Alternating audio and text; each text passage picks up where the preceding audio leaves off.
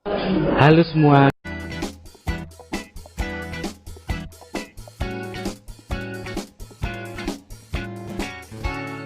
kembali lagi ke saya Dian Tirta dan partner saya Raffi Setiawan. dan di sini saya akan membahas topik yang sedikit hangat, panas dan hangat. Soalnya kita bahas tentang Indonesia, pemerintahan Indonesia ya. Dan di sini saya dan Raffi akan membahas tentang korupsi yang ada di Indonesia. Dan pendapat Raffi tentang korupsi di Indonesia bagaimana? Kalau gue tentang korupsi ya, satu itu adalah yang melakukan adalah orang yang bodoh. Oh iya, gue tekanin lagi di sini gue tentang bahas korupsi, bukan merucut atau mengkritik tentang suatu pemerintah yang ada di Indonesia. Jadi gue di sini cuman membahas tentang apa sih korupsi itu, kenapa dia melakukan korupsi dan sebagainya. Bukan kita ngejudge ke pemerintah ataupun kita mengkritik pemerintahan. Karena bagi seorang Islam sendiri, saya seorang Muslim, pemerintah itu adalah pemimpin. Jadi apapun meskipun kalau salah ya ditegur dengan cara baik, kalau benar ya dilanjutkan. Jangan sampai kita mengejudge pemerintah, karena itu adalah dosa banget. Ngejudge pemerintah itu dosa-dosa banget gitu, kalau saya sebagai Muslim gitu. Apalagi pemerintahnya baik gitu ya, sudah baik tapi tetap dihujat, digituin. Jadi jangan pernah menghujat seorang pemimpin, karena apapun itu belum tentu lo bisa jadi pemimpin. Ya betul. Jadi yang melakukan korupsi itu adalah hal yang bodoh. Kenapa? Dia sekolah tinggi-tinggi tapi dia masih melakukan korupsi. Awalnya gini loh, lo punya anak contohnya. Ketika anak lo udah beranjak dewasa, lo sekolahin di luar negeri, ke UK, ke USA, ke Aussie, ke Swedia, ke Rusia, ke Korea Selatan, ke China dan sebagainya. Tapi anak lo datang dapat duit banyak. Nah, lo bangga dong punya anak kayak gitu. Tapi lo nggak tahu uang itu dari mana. Karena ada kekhawatiran. Kalau anak lo emang kerjanya benar, berarti lo udah lega. Tapi kalau kerjanya nggak benar, ya lo was-was dong. Sama aja kalau korupsi tuh gini loh. Itu hal yang menyakitkan. Itu lebih parah daripada seorang pemakai narkoba.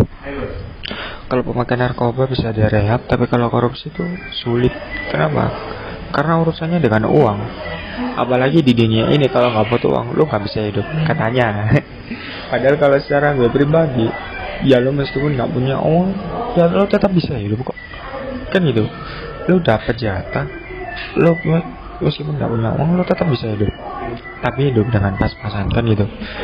Sebenarnya yang bikin dia korupsi mungkin gengsi ya, habis karena udah terlanjur dari kecil dibawa dengan kemewahan. Jadi akhirnya sampai tua ya inginnya mewah terus. Tuh kalau menurut gue tentang yang melakukan korupsi. Dan kenapa itu bisa terjadi? Padahal dia itu sudah mempunyai uang banyak, tapi itu tetap korupsi atau kurang bersyukur atau gimana?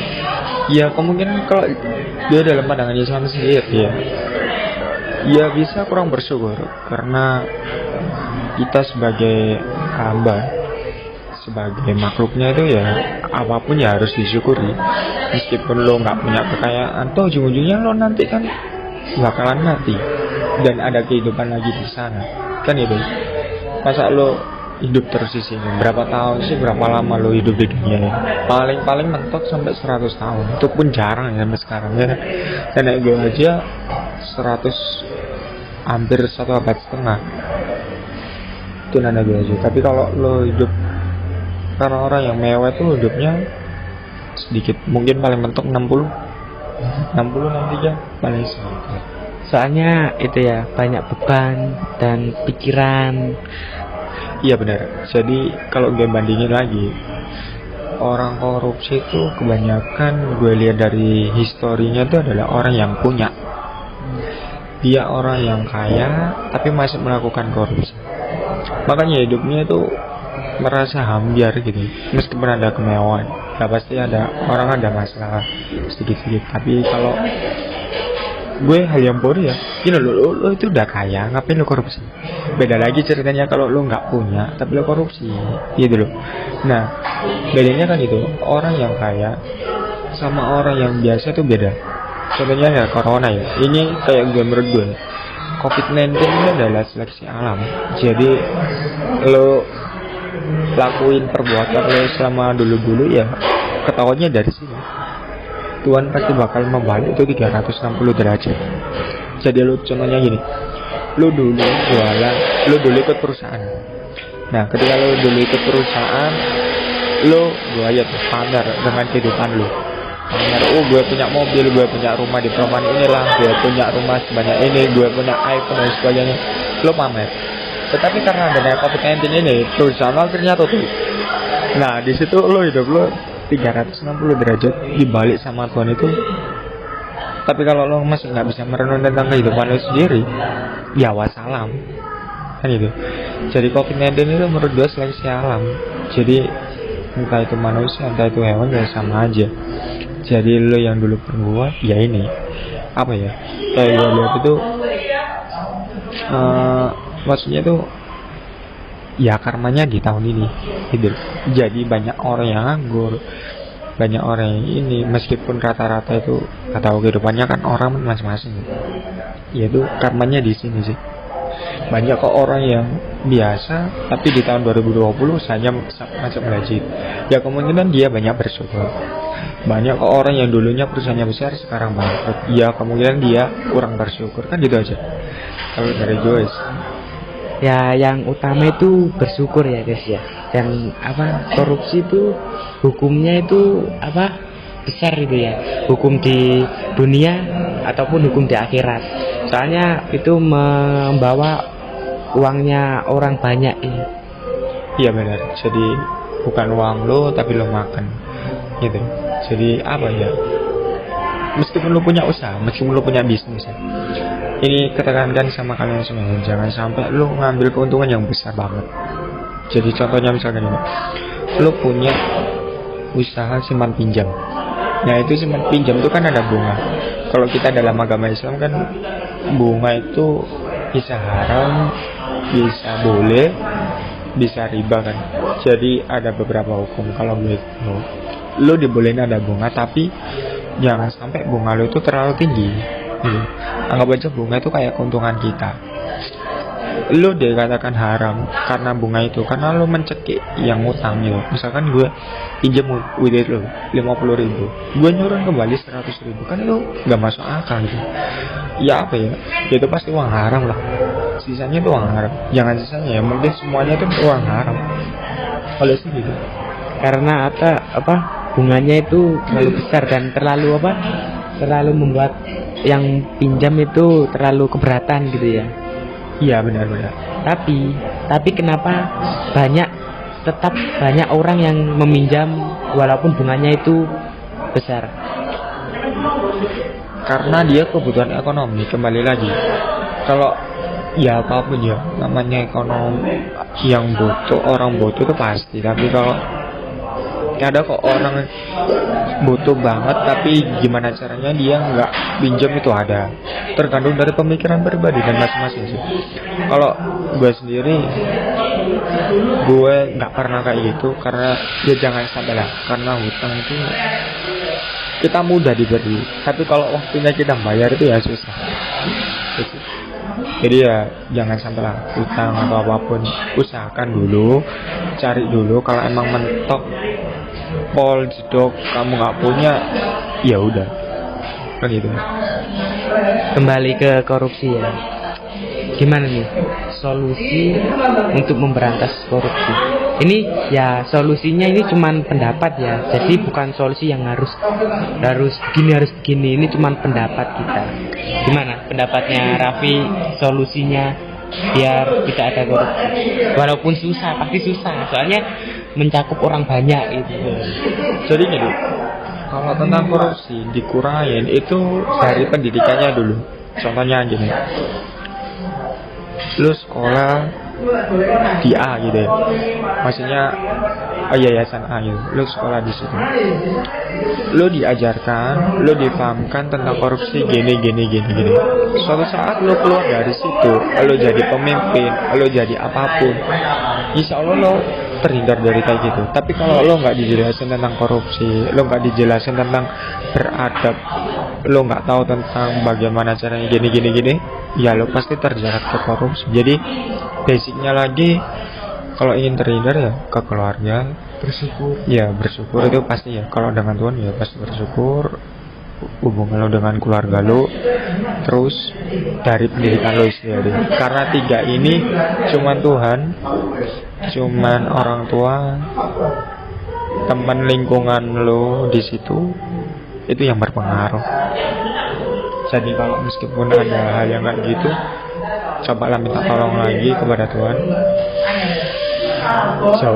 Minta doa, jauhkan dari hal yang kayak gitu.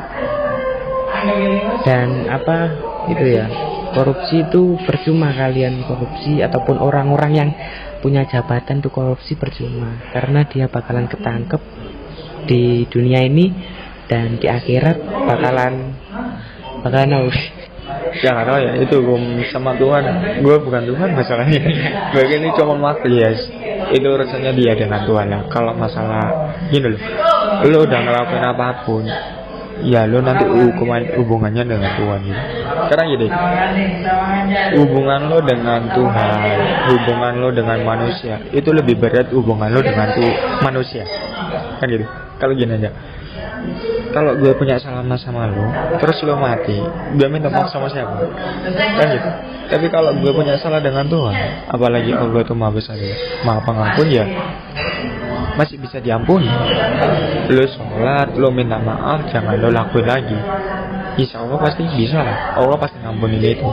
Kecuali syirik ya, karena dosa besar itu katanya syirik, karena udah menyekutukan Tuhan kan gitu. Tapi kalau hubungannya dengan gue sama lo, salah dikit, lo udah mati, terus gue minta maaf sama siapa? Tuhan ngampunin? Ya enggak lah, kan itu urusan sama manusia kan gitu.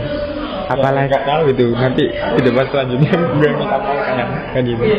Apalagi yang korupsi ya, mencakup uangnya orang banyak orang, dan belum tentu semua orang itu meminta maaf. Minta maafkan kalian yang korupsi kan gitu. Jadi ya tolonglah jangan korupsi, karena kalau banyak orang nggak suka sama kamu, ya sama sih, orangnya nggak suka sama kamu terus ngejudge, kan itu salah juga.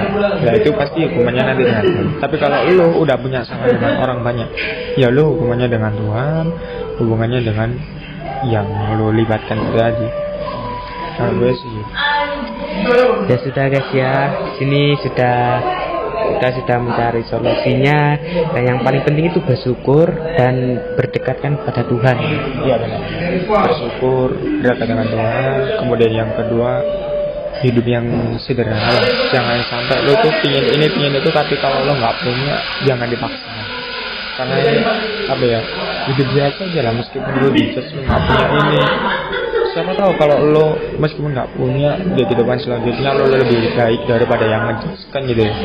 Kemudian yang ketiga, carilah lingkungan teman-teman yang benar-benar yang sesuai dengan diri kalian. Maksudnya gini, temen lo kaya banget, lo nggak punya, tapi kalau temen lo udah pengertian dengan lo nggak masalah. Tapi kalau temen lo nggak pengertian dengan lo harus ngikutin gaya mereka, ya lo tinggalin, karena itu bisa merusak kehidupan lo sendiri.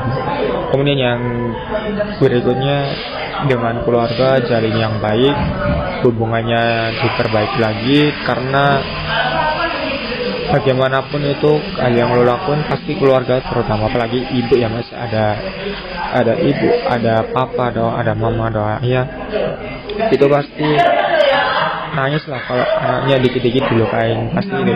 Jadi lebih baik kalau lo punya masalah, ya humble lah dengan mama sama ayah lo semua. Dan ceritanya sesudah guys, dan itu pendapat Raffi tentang korupsi itu sendiri.